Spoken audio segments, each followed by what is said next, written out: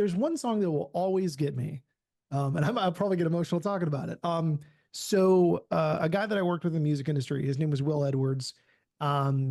He lost his life a little over a year ago. And I was in my kitchen and I was going through a Samia phase, actually Samia, Samia, Samia, wonderful indie alternative pop artist. And so I was listening to one of her new songs. My buddy Max called me and, he told me that Will had gotten shot, random act of violence, really, really sad thing. And you have this moment where you're just kind of like, wait, this doesn't seem real. He was my old roommate and he was a dude I knew really well. And so he was on the other side of the country in LA.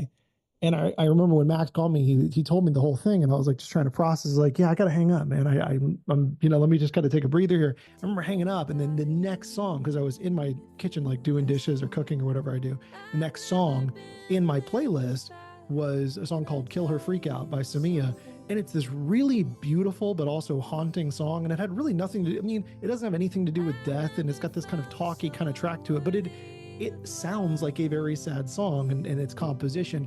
And so I will always associate listening to that song in the very moment after I found out Will died.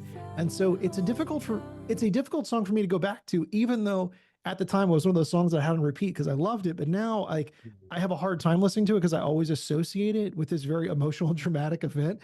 So shout out to Samia for making an amazing song that I also don't like listening to for some self-evident reasons. Yeah.